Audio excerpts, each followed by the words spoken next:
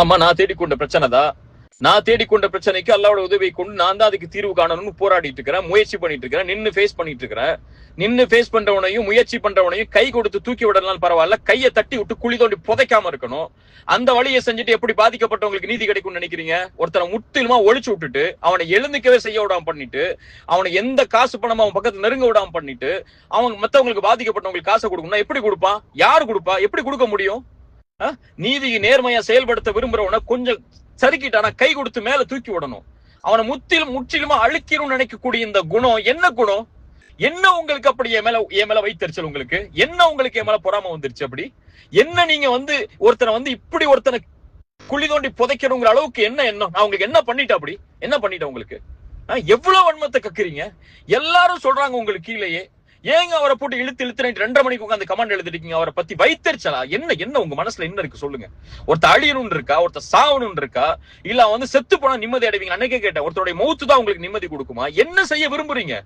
ஒருத்தர் காசை வாங்கியிருக்கா, வியாபார தொடர்பு நடந்திருக்கு, கடன் வாங்கியிருக்கா, அந்த கடனை திருப்பி கொடுக்குறான், வியாபாரத்துக்கு நஷ்டம் ஏற்பட்டுச்சா அதை எப்படி சரி கட்டி அந்த காசை கொடுக்கணும்னு முயற்சி பண்றான். அதை செய்யறதுக்கு வழியை கொடுங்க.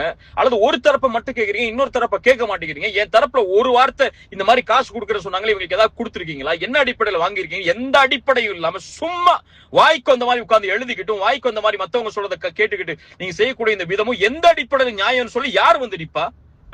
உங்க தரப்புல இருக்கக்கூடிய கேள்விகளை நான் கேட்டா நீங்க தாங்குவீங்களா?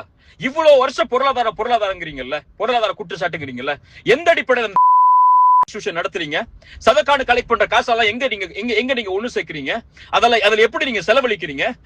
இங்க அக்ரிமெண்ட் இருக்கு, வியாபாரம் கொடுக்கல் வாங்கலுக்கு இடையில 2 பேருக்கு இடையில பிரச்சனைகள் இருக்கு. அந்த இன்ஸ்டிடியூஷன் எப்படி நடத்துறீங்க? அத்தனை சதக்காவுடைய காசு எங்க போகுது? பள்ளிவாசல் கட்ட போற சொல்லி இத்தனை வருஷம் கலெக்ட் பண்ணீங்கல்ல, அந்த காசெல்லாம் எங்க முறைப்படுத்தி செயல்படுத்தப்பட்டுச்சு? கேட்கவா கேள்விய? இன்ஸ்டிடியூஷன் வச்சு கேள்வி கேட்க வைக்கவா? பதில் சொல்ல தயாரா இருக்கீங்களா? எந்த அடிப்படையிலுமே இல்லாம எவ்வளவோ என் மனசுல அவ்வளவு குற்றச்சாட்டுகள் உங்களை பற்றி வந்துச்சு. பொருளாதாரத்திலையும் சரி, மத்த விஷயங்கள்லயும் சரி, எல்லாத்தையும் எல்லாம் ஒரு இடத்துல ஒப்படைச்சிட்டு இன்னொருத்தவங்களுடைய கண்ணி இருக்கு, இன்னொருத்தருடைய மான இருக்கு, நமக்கு தெரியாத விஷயத்த பேசக்கூடாதுன்னு அமைதியா இருக்கிறேன். தாவாவை நான் காசுக்காக பண்றவன் இல்ல, தாவாவை நான் சதக்காக கலெக்ட் பண்றதுக்காக பண்றவன் இல்ல.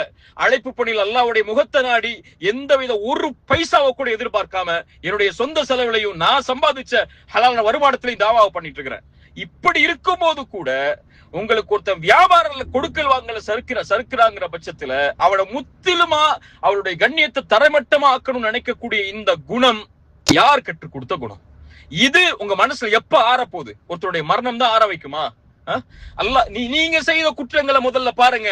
உங்களை பத்தி வந்த அத்தனை குற்றச்சாட்டுகளை நான் இப்ப பேச ஆரம்பிச்சேன்.